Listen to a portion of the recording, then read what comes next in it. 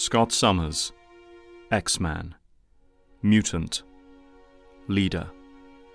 In being all of these things in the last few months, he has forgotten what it is to simply be a young man. A week ago, he turned 19 to not much fanfare, and now finds himself pondering what kind of life he would have were it not for his blazing eyes. Perhaps he would be attending college somewhere. Perhaps he would have a girlfriend. But then, there is a chance he could have both, even now. This bench he sits on, these grounds, this is a school after all. And Jean, perhaps.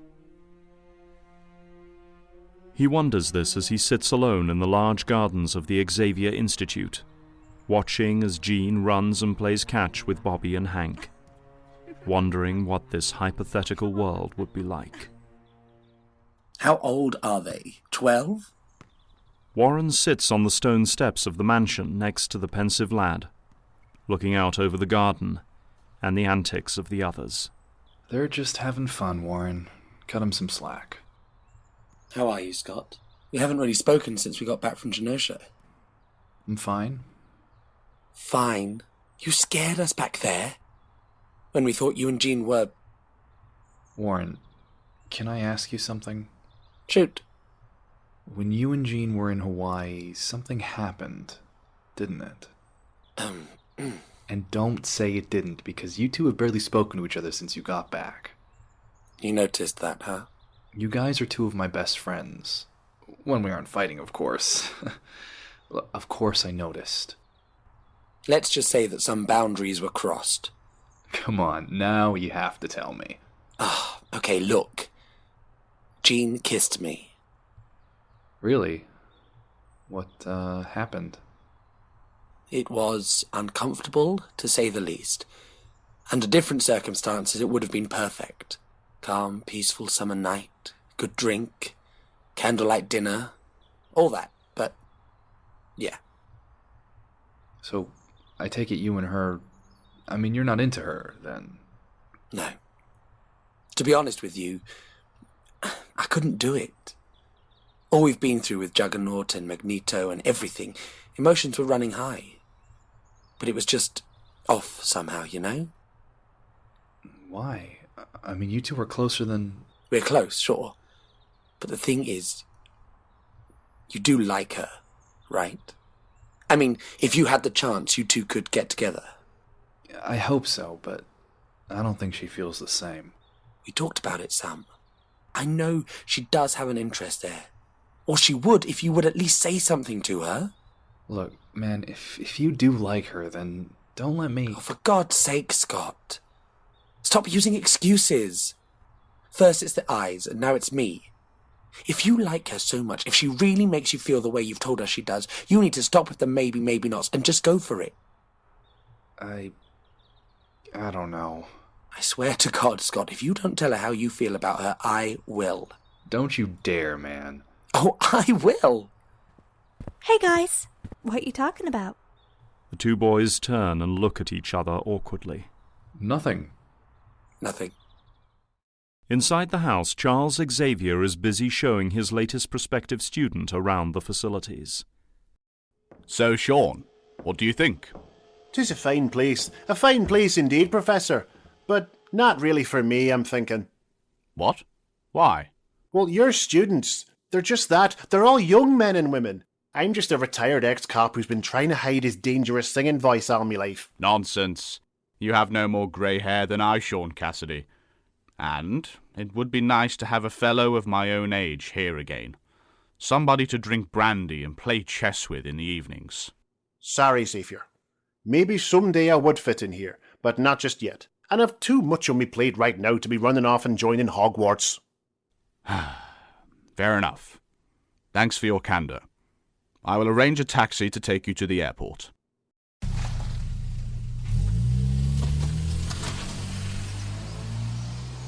As the cab speeds away from the house, Xavier looks after it in a mixture of disappointment and aggravation. My original students have stayed with me, but all my attempts to grow the school past these initial 5 have been for naught. Perhaps the next mutant signature Cerebrodetex will be more inclined to join us here. So many times when I place this helmet on my head, activate this mutant device, I find nothing. Nothing or people who I have already found and have shown no interest. But every so often, like with Sean, I find a new mutant. As soon as he senses the power of this potential recruit, sees his face in his mind's eye, he knows who he has found. Over the next few hours, Xavier tries all of the normal lines of communication, then turns to his government contacts. After confirming his discovery, he gathers his students in his study, knowing that for one of his students this meeting will be a life-changing encounter. His foster parents refuse to even let me talk to him. They insist that there is nothing special about their son. So that's it then? What are we going to do, bang down their door and demand they let us see him? Normally I would agree, Jean. But this mutant is different. Different? If the rest of you would please wait outside, I need to talk to Scott, alone, for a moment. Huh? Okay, sure.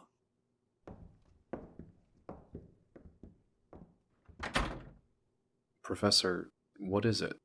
The mutant, Scott. The mutant is Alex. What? The mutant's name is Alex Masters, but his birth name was Alex Summers. My brother? But, oh my god. Seriously? This has to be... He's alive? Yes. Scott, please, try to calm down. Calm down. Professor, I thought he was dead. If I'd known he was alive, I would have kept looking. I should have kept looking. There was no way for you to know he would survive the plane crash, Scott. But you should be the one to go and see him. Talk to him about joining us here. Why aren't you going? I think his foster parents made it quite clear that I was not welcome. Oh my god, thank you. Go and see your brother, Scott. Mere minutes later, while Scott is throwing clothing into his overnight bag, he stops to consider his costume for a moment, finally choosing to take only the visor.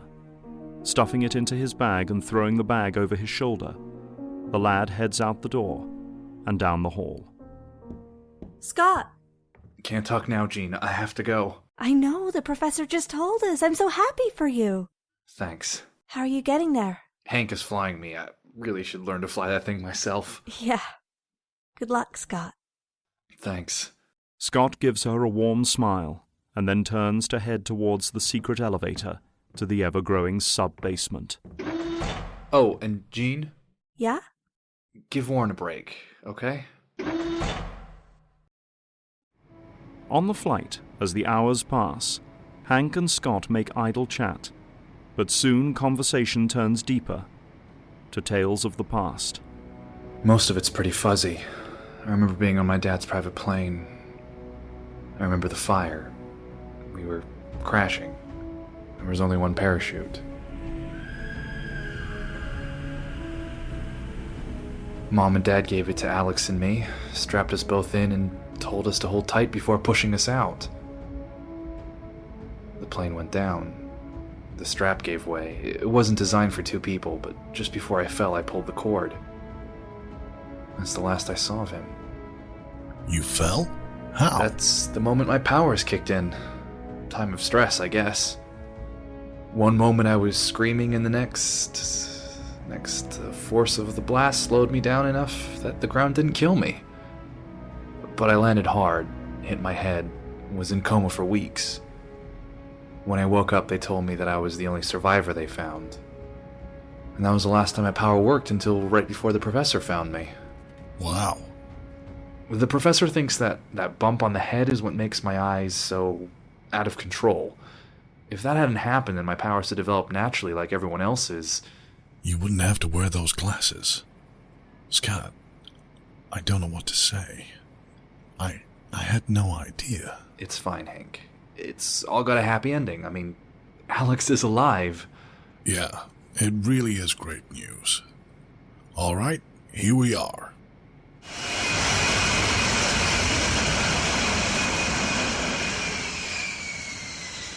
Thanks for the ride, Hank. Anytime. You sure you don't want me to come along? No, this is gonna be awkward enough as is. Right. Give me a call when you need picking up. Hopefully, it's not for a while. A few hours at least. I'm not giving up on him. See you soon, Scott. And you.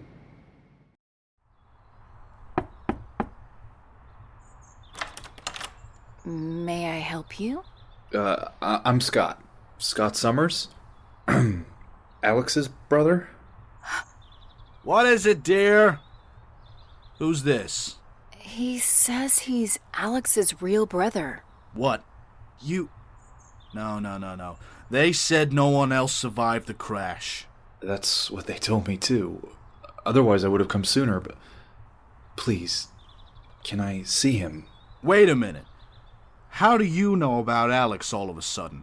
You're with that Xavier guy, aren't you? Listen here, kid. I don't know what your game is, but bringing up his past, his dead family, to try and get him to join your school for freaks. I told that professor of yours, and I will tell you too. My son is not one of those things on TV. Dad? What is it? What's going on? Go back upstairs. We're dealing with this, Alex. Scott? Scott, oh my god, Scott, is that you? Now can I come in? I guess. The two lost brothers are soon in a long-awaited reunion. After so many years, they should not even be able to recognize each other. But somehow, they just know. Tears well up in Scott's eyes as he embraces his younger sibling. So many questions are on their minds, so much to catch up on. So much that they and the masters wish to know. A few minutes later, they are seated in the living room as Mrs. Masters brings in some cookies and milk. Thanks, Mrs. Masters. These cookies are great. Don't mention it, Scott. Look, I'm sorry for what I said, Scott. You can never be too careful. When we first took Alex in as a foster child, he was constantly mobbed by reporters, all wanting his story. Hard to believe they never dug you up as well. I was in a coma, and then I got lost in the system, I guess. Scott, wow, I can't believe it. It's actually you. Man, I've had dreams about this moment. Me too. So you're a mutant too? Alex, we've spoke about this. You're not a mutant. Dad, I shoot red blasts from my body.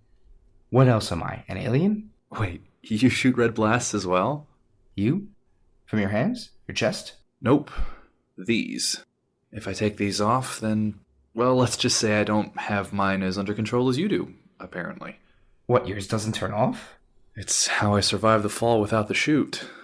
But it's also why I can't open my eyes without destroying everything in front of me.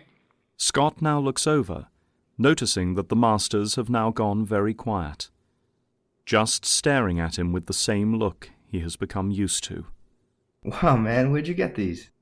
Well, the glasses come from some underground specialist I was sent to as a kid, but the other one comes from Professor Xavier. He's a bit strange, but he's a genius, Alex. He can help you, like he helped me. Alex doesn't need him. He has his thing under control. For now, sure. But what happens when he's at school and it starts up? Or at the mall? Can you risk someone getting hurt? You're not one of those Brotherhood of the Evil Mutants, are you? Stupid press. No, I'm not. The Xavier School just wants to help mutants, keep them safe and help them lead normal lives, with a few added defense classes. I want to check it out, Dad. I don't have to stay permanently. I just think it might be good for me. We'll talk about this later, Alex. Mr. Masters then lifts his wrist and sighs as he looks at his watch. Guess we're gonna miss it now. Miss what? The circus, the one that everyone's talking about. Been on the news and everything. Supposedly they've got a guy who couldn't survive getting shot by anything. Really? Hey, Scott, you should come with us. Well, Alex, I'm sure your brother is very busy. No, actually I'm not. Please, I really want to go. But I'm not going to miss out on seeing Scott. 2 birds, 1 stone. No, all right. Scott, those glasses are yours. They're safe. Don't worry. They don't come off easy. Wouldn't be much use if they did. The extended family pile into the master's modest car and make their way towards the fields a few miles from the neighborhood. And before Scott knows what is happening, he is standing with a bag of popcorn next to the brother who just hours ago he thought he had lost forever. Alex screams and yells for the show as it progresses. Scott smiles at his enthusiasm, but he finds it difficult to concentrate as he continues to watch his newfound younger brother in amazement. He wonders if he will wake up at any moment. Isn't this great, Scott? Yeah. Awesome. Scott isn't the only one who isn't quite into the show. Mr. and Mrs. Masters spend the entire duration looking nervously on and off in Scott's direction.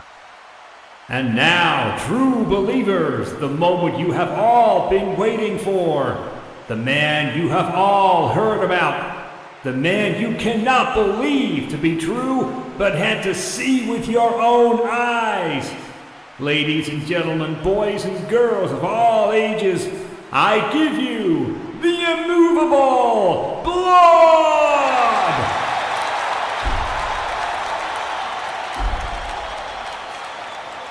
The crowd gasp, many standing as a spotlight illuminates a massive hulk of a man. Looking rather apathetic to the attention, he grins as he walks into the firing line of a cannon. Watch now as this man, this myth, takes on a fully loaded cannonball, shot from the same type of cannon as you might find on an old wood sea ship. See how he takes the cannon blast directly to his chest. Not quite so hard this time, Pete, will ya? No problem, big guy. All right, you ready? Ha! Wake me when it's over.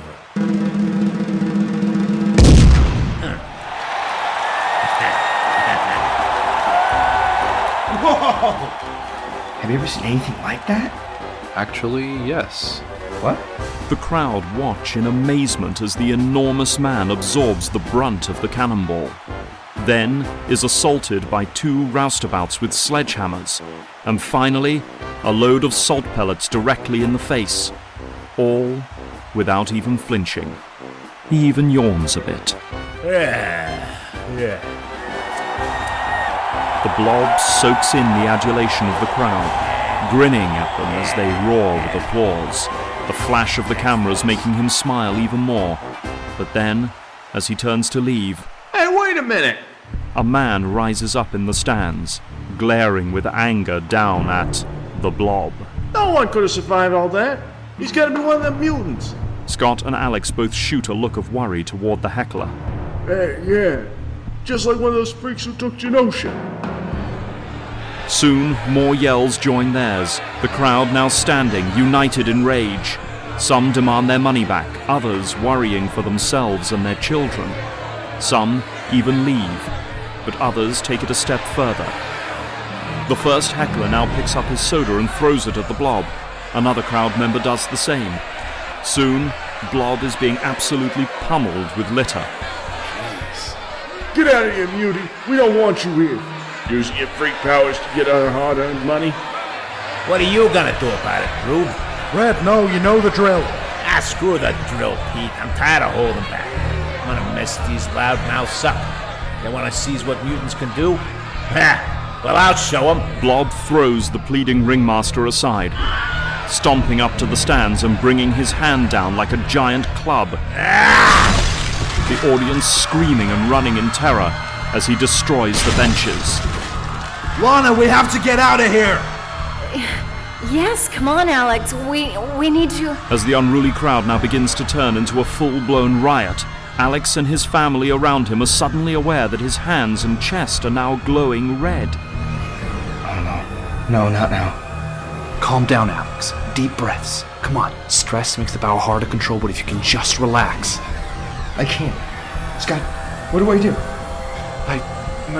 Alex cries out as the energy from his hands travels inward to his chest and releases, bursting out in uncontrollable rings of raging force.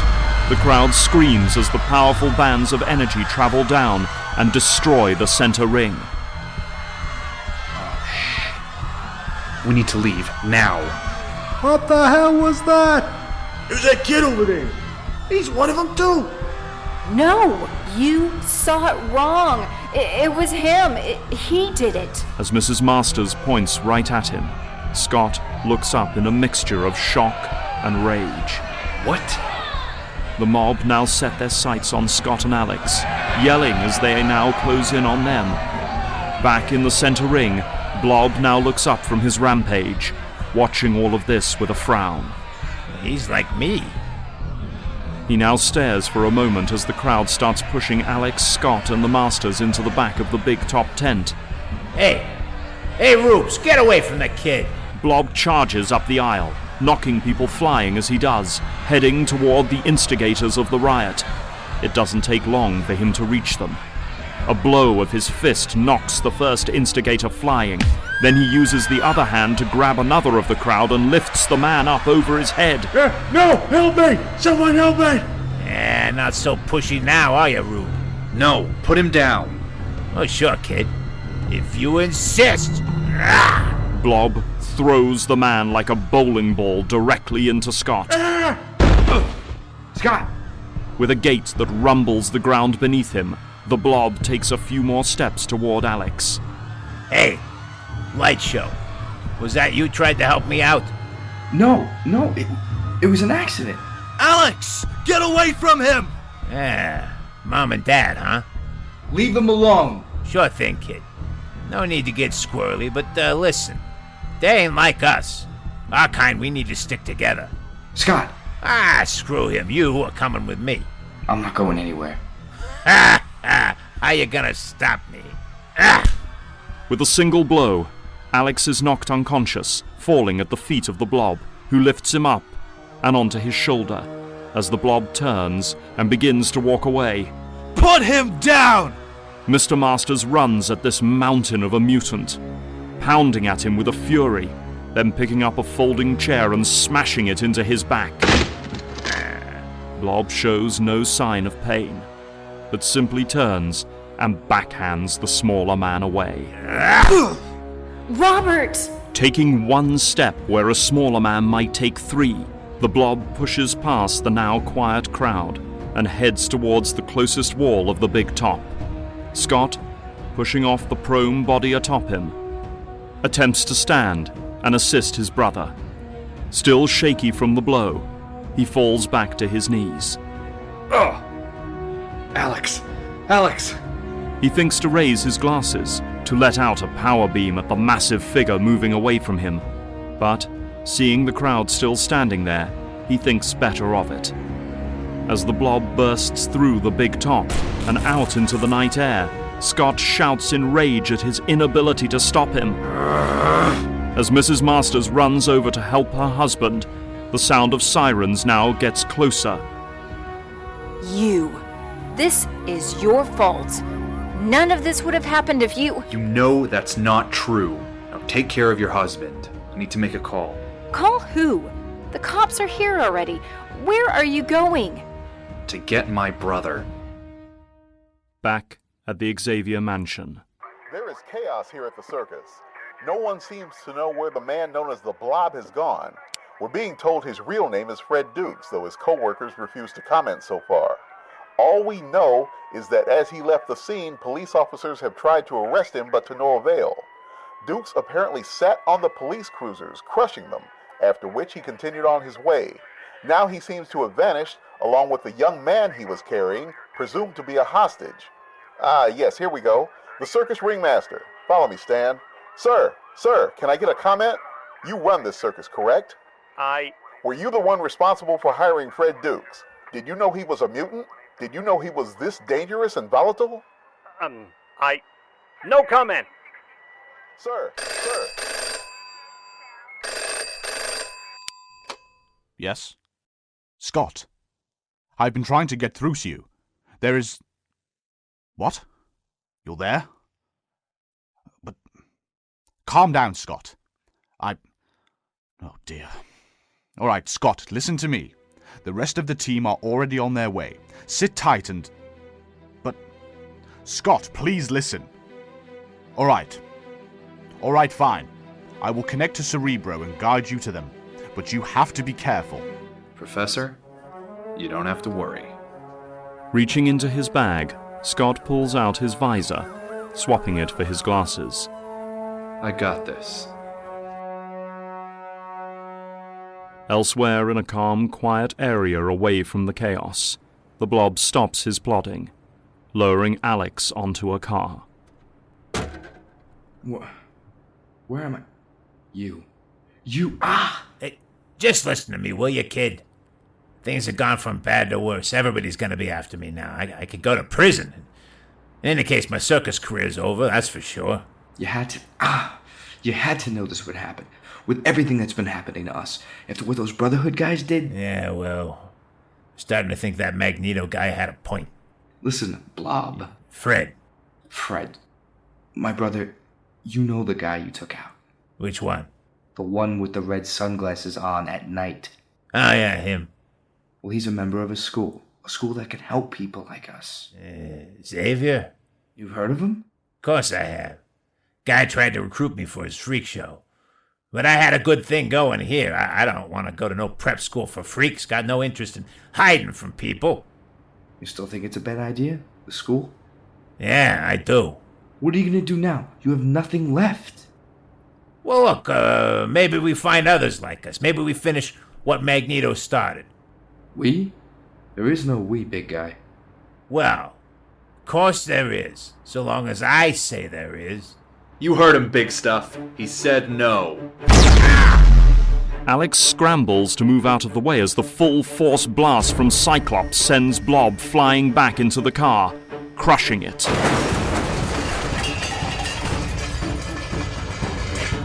That actually hurt. And there's more where that came from. Get away from my brother. Now. Yeah, how about no? Blob ignores another 2 blasts from Scott as he grabs the wrecked car and heaves it over his head. Whoa! That's the first time anyone's been able to knock me off my feet in a long time. How about I return the favor? With a mighty yell, Blob throws the car into the air and towards Scott. With perfect aim, Scott blasts it away from him and sends it crashing down into a nearby wall. You son of a... The Blob staggers as a raw, uncontrolled blast nails him in the back. The ringed plasma blasts from Alex. You little... He is blasted again by Scott. Then, once again by Alex, punctuated with a yell. The Blob falls to his knees from the force, flailing his arms in an attempt to fight back. Finally, Scott turns his visor's dial to its maximum setting, opening the visor up to full power, and cuts it loose. The blast nails Blob in the back of the head, and knocks him down, and finally, out.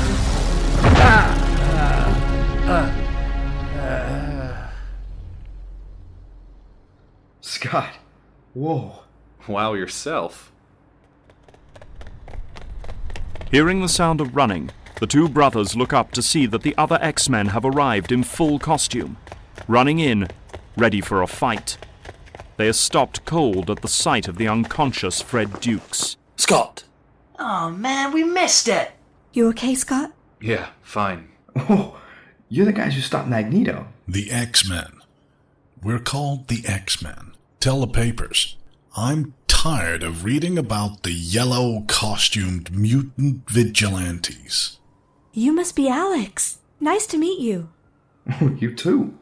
You must make haste, my X-Men. The police are on their way. Understood. Alex? You coming with? I can't. Not yet. I gotta make sure my folks are okay. I'll ring you soon. Okay. If you're sure. Go. I'll try to explain this. Don't mention you're a mutant, and don't let them pin it on me. I'll try. Remember, Alex, X-Men! That's who saved you. Wow. With that, Alex is left alone. No, not alone. Not anymore. Kid! What the? What happened? I was saved. Saved? By who? The X-Men.